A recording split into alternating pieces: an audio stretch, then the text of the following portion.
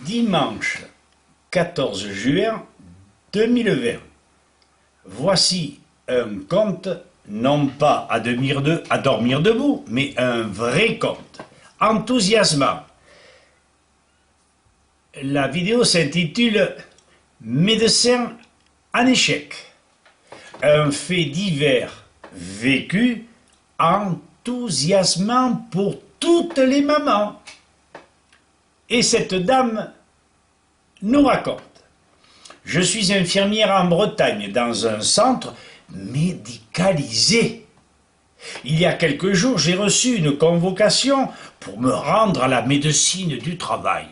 Quelle ne fut pas ma surprise quand le docteur femme, aux initiales PD, P.D, m'a demandé de faire une prise de sang pour vérifier la protection du vaccin contre l'hépatite B reçu antérieurement. Le vaccin. Je lui ai fait savoir que je ne referais pas de vaccin car il contenait de l'aluminium et je connaissais les risques, trop souvent invalidants. J'ai ajouté que j'avais déjà eu plusieurs injections ainsi que le rappel. Elle m'a répondu qu'il n'y avait pas de risque. Vous n'avez rien à redouter, a-t-elle ajouté, puisque n'ayant rien eu aux fois précédentes. Quel empirisme! Je lui ai rappelé que si elle ne validait pas mon certificat d'aptitude, je perdrais mon travail. Elle m'a répondu qu'elle ne le validerait qu'à l'issue des résultats de la prise de sang du mois de juin et de la vaccination possible. Sans le lui affirmer, ma décision était prise, nous a-t-elle dit.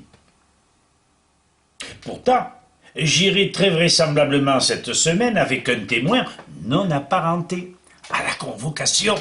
Non pas pour la prise de sang, puisque je la refuserai, mais simplement pour la réentendre dire 1. Que je ne risque rien, d'une part. Vive l'empirique et le mensonge. En science, c'est y point beau, ça, madame. 2. Que je lui apprenne que tout acte médical ne peut être pratiqué sans le consentement libre et éclairé de la personne.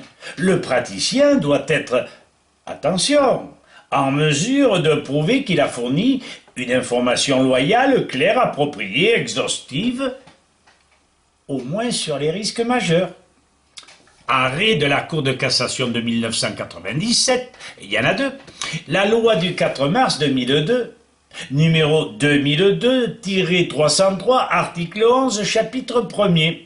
3. Enfin, lui rappeler que le vaccin hépatite B contient des sels d'aluminium, interdit depuis fort longtemps par l'OMS, confirmé par le professeur Fourtillan. 4.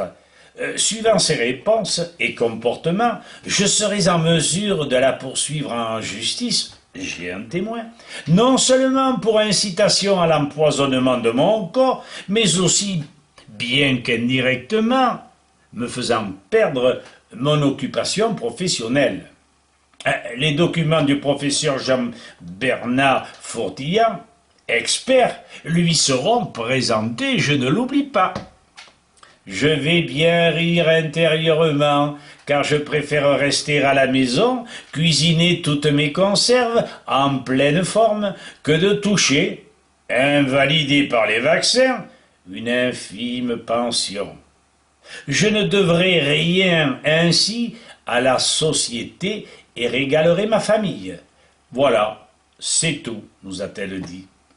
La peur, à notre avis, va changer de camp. Grâce au bon sens et l'intrépidité de cette simple Bretonne. Prenons de la graine, citoyennes et mamans. Au revoir.